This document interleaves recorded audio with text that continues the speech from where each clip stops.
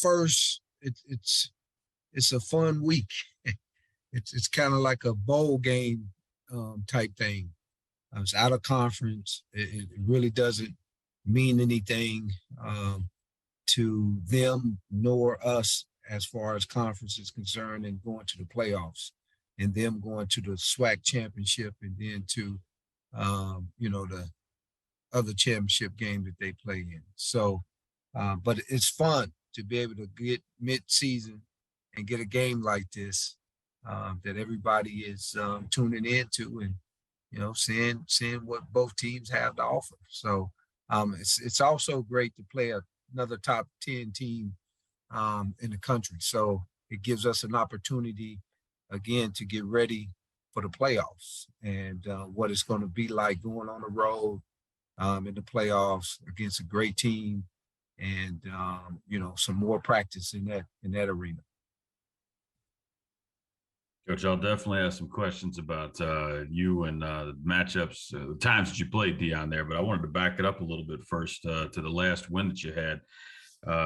First, we'll start with the post-game celebration. You guys paying Queen, or is that your all's new song in the locker room after you win games, and that dance too? I got to ask. Yeah, that's Chris. That's our new deal. Things organically happen, and I think when we first played it, everybody kind of liked it, and so it's kind of stuck with us, and hopefully we keep singing that song for the next 5 weeks. So that's the best thing. I got to say, the one fist raised dance in the middle of the group is befitting. Quite nice there, Coach. I'll ask you where you got that from off camera, but you hit the check both boxes on Player of the Week this week as well. How nice is it to see the conference acknowledging all the hard work that's going in, not just offensively, but defensively as well, because you guys are getting it done? Well, we're getting better every week, and I think that's really what you strive to do is to get better, Chris, and it's, Hodge, Malik Williams had a great first half, and, Brevin Allen had a great first half. We knew going into the game that if we were to take care of our business in the first half, we was playing for our brothers who don't get an opportunity to play much. But I didn't want to put them in the fourth quarter. I wanted to put them in the third quarter when the game is still going and they still got their guys. And so they took care of business in the first half and won Player of the Week with 1 half of work. And so that's always great to see that our guys continue to develop and get better throughout the year. And transition to this week, if we could here. I'm not saying that I'm not saying that they don't have good players. I'm not saying that at all. Obviously, they got good recruits. They got big name guys, but there's only been one team.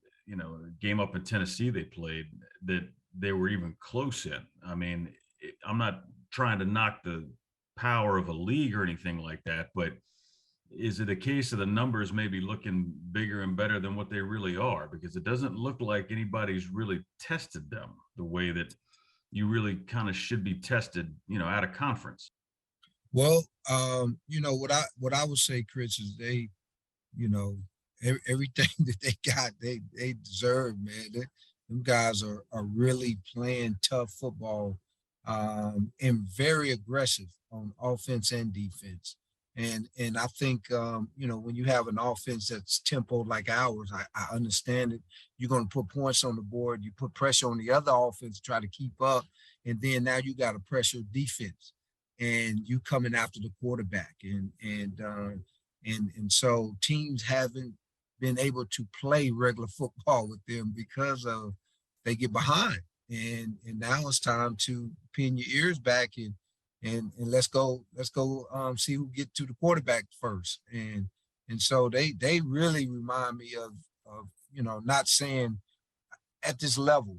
Okay, so let me preface that at this level, the 85 Bears, man, they all at the line of scrimmage and they all coming.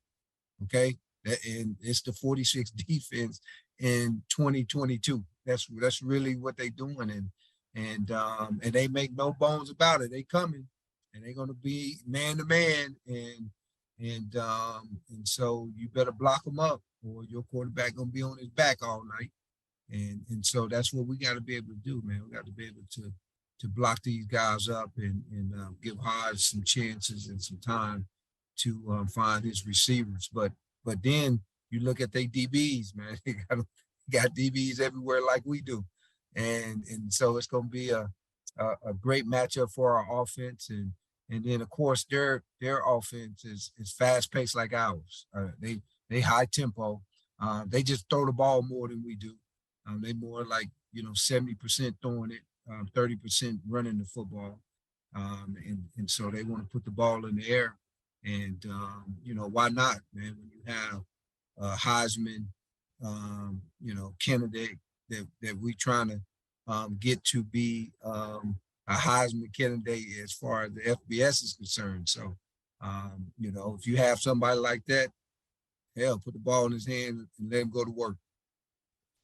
Coach, if I could jump in here real quick, can you just give me the backstory on how this game came about? As far as I know, you guys do your scheduling years in advance or whatever, but can you just give me the backstory of how this game got onto the schedule at this point of the year, whenever it came about? Well, I told my AD year one after the spring that they had, I said, man, try your best to get a game with Jackson.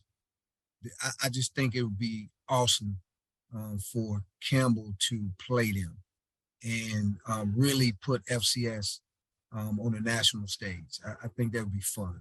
And so he reached out to their AD, and they was talking, and finally we came to some agreement as far as the ADs was concerned. And then me and Prime got on the phone, and we talked about it, and we was excited to make it happen. And I think it's even greater that they picked us for homecoming, because that gives us a chance to go into an environment like that. A lot of my guys are from what HBCU football is all about. So you're from the North Carolina area, you're from the South Carolina area, you're from the Atlanta area and Florida area. So all these guys, man, Virginia, they already know what it's all about, right? And now they get a chance to go to one of the greatest homecoming crowds and environments. And now you add Prime to that, then it just, it's times 1,000. Okay. And this is, man, I mean, come on, this is I believe, opportunity of a lifetime for my young guys to be able to experience this and be able to play in a game like this. And we're not HBCU, so that's the other thing, right? So, I mean, how many non-HBCU teams get a chance to experience what we about to? Yeah, and that kind of transitions me into my next question. This is probably a better question for Prime, but in the conversations that you've had with him, what is it that he admires about your program and what you're doing at Campbell, and why he felt like you guys would be a worthy opponent to bring to their homecoming matchup? I don't know. I mean, I don't know, man. Other than the fact that, it's a brotherhood, as you guys know, man, in the National Football League. And we respect each other. And I think when you look at, him, man, it's the godfather of the DBs, man. I played DB, and, he's the godfather. So, I mean, this is where it's all at, man. And when you talk about Mount Rushmore, he's number one as far as defensive football players, right? So, I mean, man, come on. I think that it's just a respect thing more than anything else, right? I've been doing this for 10 years. He's been doing it for, 2 or 3 years. And I think Prime is just really all about bringing light to the NFL, his fellow NFL alum. I think he's doing it with the HBCU. This is just who he is as a person. And I think a lot of people need to, talk about, the light that he's shining on a lot of things. I appreciate that, Coach. That's beautiful stuff. Sir. We'll all be watching, and good luck this Saturday. Thank you. How you doing, Coach? I was in the SWAC press conference yesterday and asked Prime about the importance of this matchup, not only on the field, but Campbell and Jackson State are two programs that are setting records on the recruiting trail at the FCS level. How important is it for you guys to meet on the field and show that all that talent can come to FCS and that there's another path, that all this top 4 or 5-star talent does not have to just go to the FBS level? Well, Zach, I think it really comes down to what are you doing with that talent?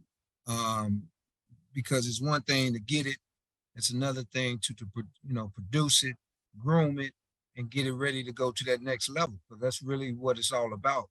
And can we get these guys to go to that next level and get drafted? Now we talking.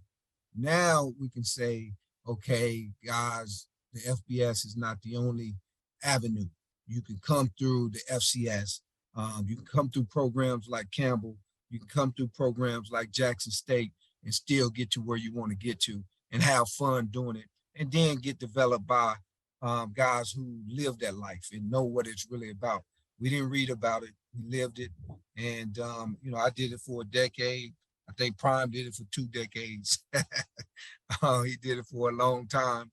And, so I think, Zach, that's really what it's all about, man. Develop these young men to be professionals so they can understand what it takes to get to that next level. And, when we do that, then we can look back, Zach, and say, okay, this is a great thing for you guys to pick other avenues. And you mentioned it briefly. It's homecoming. They're expecting near a sellout, close to 60K this weekend down in the Vet in Jackson. How are you guys preparing your team and players to deal with the crowd noise, the atmosphere, and just all the pageantry that comes with an HBCU homecoming in Jackson? Man, I've never been to one, so this is my first one that I get to see, Zach. So I don't know when you talk about preparing them for 65,000 black people up in the stadium. I don't know what that's like. I've been in 100,000, but they weren't all black, and so we getting a chance to experience all that, man. I mean, I want to. I mean, it's something that I've never seen either. So the only way that I'm able to tell guys for anything in life is that you stay in the process. And the process is this: you chop wood and you carry water. You do the simple things in life, and you're doing them at a high level, and you repeat it over and over and over and over and over. And then you don't get caught up into what environment you're going to. You don't get caught up into who you playing.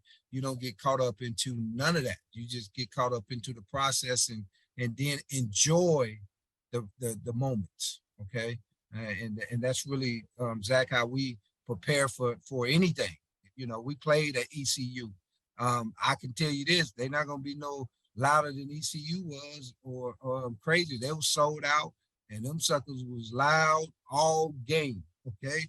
And so we've been in environments as far as the crowd is concerned and the number of people is concerned. We just never been to a HBCU homecoming, man. I've heard a lot about it. And so now I get a chance to come witness one of the best. And I know Prime gonna throw the right party. So I'm looking forward to joining. And a last quick follow-up. This is a huge game. You guys are receiving vote to the top 25. What would this mean for your program at Campbell to get a top 10 FCS win? And if you guys win this one, there's no debate. You guys are going to break into that top 25. What would that mean for you and your program? Well, it'd be the first time in school history. So you're talking about historical events. It's going into the top 25. And so, that's what it means. It's the first time that it would ever happen. And to me, what better way to test your football team than to play a top 10 football team in the FCS arena? I don't think they're going to be able to get in the playoffs because I believe that HBCUs do something different.